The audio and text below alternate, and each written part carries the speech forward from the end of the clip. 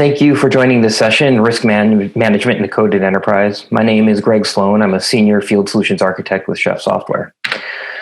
Today, I'm going to be discussing how change in an enterprise environment introduces risk and how managing that change is critical to managing risk. Risk management is often seen as a balance between these two forces, speed and security. And as much as the businesses would benefit from speed, security is almost always going to dominate in that battle. As a result, security reviews become roadblocks, raising flags at the end of processes, forcing costly and time-consuming rework. But worse than that, they often are not as effective as we think, as point-in-time security reviews cannot guarantee compliance between review intervals. Automation and pipelines have addressed some of these issues for app developers and to a growing extent for DevOps practitioners. At Chef, we are committed to bringing those same tools and practices to the entire enterprise, including security and compliance, allowing everyone to speak a common language. So let's examine one common pattern of how change is executed in an enterprise and how that introduces risk. Nearly every enterprise, no matter where they are in terms of maturity of DevOps practices, do at least divide their estate into various environments to test and validate before releasing things into production. While some of these may be manually managed, most will have at least some tooling and scripting to make the job easier. That tooling and scripting may or may not be consistent across these environments, and more often than not diverge from each other, even if they started from the same source. Security validation is handled as a separate process from these tools and happens after the fact. Change to that environment can be introduced at any one of these points and come from a lot of different forms. Risk is introduced when these changes do not get replicated across the environments, a condition which we call drift. This also means that many of these vectors of change don't go through the same level of validation that we expect things to, and don't necessarily get tested and validated between each of these environments. And because security scans are being done outside of any of these processes, that drift can introduce out of compliance changes at any point that are invisible until the next scan. And through all of this, we've made the perhaps optimistic assumption that these security scans are being done in more than just the production environment. Imagine how that risk is amplified if that's not the case. So now let's look at what we call the coded enterprise. Rather than each of these environments being deployed by its own instance of tools and manual processes, a consistent pipeline is responsible for all of these environments. Changes introduced via the pipeline will be propagated across these and tracked. Similarly, configuration of those environments is also managed by a pipeline with those same benefits. And finally, by defining security and compliance as code, we can extend that pipelining benefit to that domain as well. And more importantly, that policy code can be easily consumed at every stage of this process, moving security and compliance checks from an afterthought and a roadblock to a seamless hands-off process, getting visibility and assurance from step one. Using industry-leading as-code tools and powerful pipelining logic, we can remove the pain and risk associated with traditional security scanning patterns. So let's see what managing security and changes in a coded enterprise can look like. This is Chef Automate, our window into our very simplified enterprise environment. We have 3 compute instances, each deployed to its own environment. Currently, all of my environments are in compliance with our policies as defined. Playing the role of a SecOps engineer, I'm going to be introducing a new compliance requirement. Now, this could be a software patch level that needs to be enforced, a newly released CVE, a change in business rules for how we need our estate configured. But for this example, we've discovered a third-party application commonly deployed in our data center that has a feature that is, if enabled, introduces a vulnerability. As we've determined that this feature is not actively in use in our enterprise, we have updated our security policy to include a requirement to disable this feature. Rather than sending emails around or passing spreadsheets or waiting for the next security scan window to find out if we have any issues, we're going to communicate that change via code and a pipeline. I'm going to edit my security policy to include a new control that checks for the existence of this feature and whether it's enabled or not. This code includes not only the assertion logic that actually does the validation, it includes descriptive metadata setting priority and detailing specifics and the reasons that this control exists. This allows engineers in the business to make informed decisions about how to address this problem if it is flagged.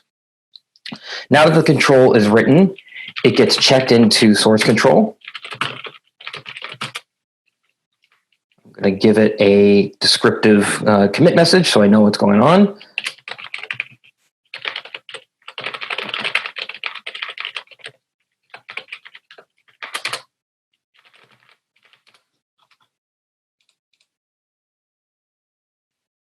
So now that's been checked in, and at this point, our pipeline takes over. This pipeline utilizes a tool called Chef Habitat to build and publish an artifact from the policy that we just modified. It creates a signed inversion artifact, and it's automatically made available via this pipeline to our QA environment right away. This is just the way this pipeline is built. It could be handled many different ways, but in this case, we're immediately making it available to our QA environment. This gives us a couple of immediate actionable results. Any existing instance in that environment will now be held to this new standard, and we'll be alerted to the new out of compliance state of those instances. Additionally, because the coded definition of compliance is immediately available to any environment that's running in QA, even newly built instances in flight will be validated. So if we look, this build of a QA instance was actually running while I was making that change to our security policy, and the pipeline that runs Terraform to deploy it has just failed because we have inspect code that's consuming that security policy and already telling us that we are out of compliance.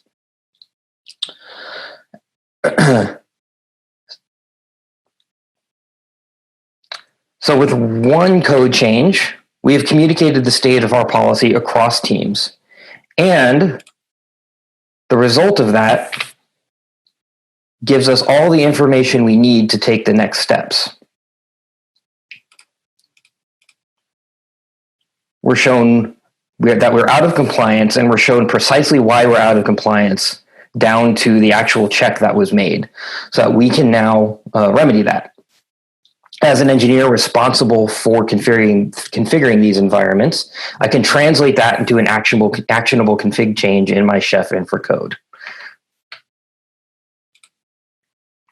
We can see here that my configuration as code was currently set up to actively specifically enable that feature. So now it's a simple matter of making sure it matches the state that my compliance report tells me I should be in. So now this code is going to go through that exact same process. I'm going to add it to my source control, give it a message that identifies why I'm making this change so we can have traceability and chain of custody back to the source.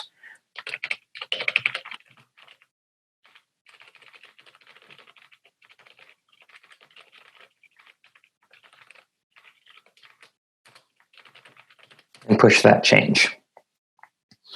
That too is checked in source control, and an artifact is being built with the same tooling and the exact same pipeline structure to deliver that into the same environments for validation. This overall pattern may be familiar to those with modern development experience. What we've done is taken the concept of test-driven development and applied it in an organizational scale, ensuring that before we make any changes, we have the ability to validate that change and ensuring that any future changes that might impact this control will be caught as well. Shortly, my QA environment should be back in a compliant state. And I can begin validation that this change did not create any regressions.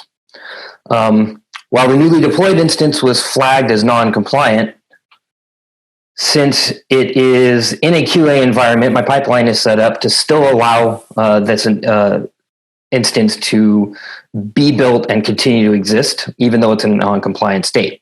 It's a QA environment, so I'm not introducing any risk as it's not available to the outside. However, with this compliance definition being available to me automatically through the pipelines, I get feedback and know that it's out of compliance, and so that I can make sure it's remediated before I push anything to production. So it's not going to stop me from doing my work, but it is going to give me the information I need to make the right decisions for the business and make sure I'm not introducing breaking changes into production. At this point, we should be pretty close to our remediation having made it into QA. I can check that pipeline.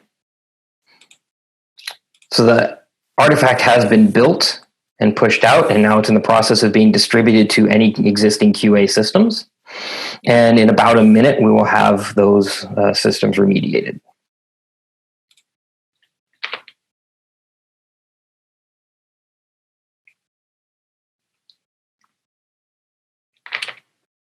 In the meantime, as we wait for this to finish, and I'm going to take the leap of faith here that we shouldn't in reality, but this is demo world.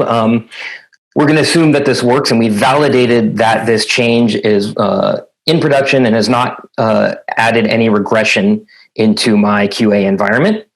I can now turn my eye to production. Since we already have the code and artifacts that accomplish our goals, we can simply promote those artifacts to be available in the production environment. So I'm going to return to my pipelines. I have a manual gate here that allows me to, after being built into the QA environment, I can review it, and when ready, I can promote into the production environment. With no further changes, using the exact same artifacts that we tested in the lower environment, we've now pushed our new policy into production, and we're going to start scanning our production nodes for this issue. Similarly, I can take the remediation and do the same thing. At no point in this process was our production environment exposed to change that had not been validated against the most current security and compliance policies. By ensuring that we're using artifacts that have gone through pipeline processes and gone through validation steps at every step of the way for all sources of change, we give ourselves that level of assurance.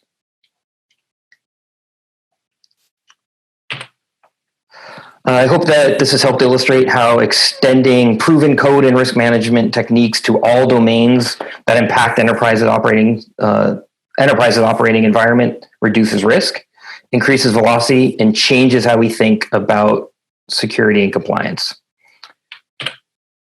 Here are further resources if you'd like to learn more about this and other topics, and thank you for your time.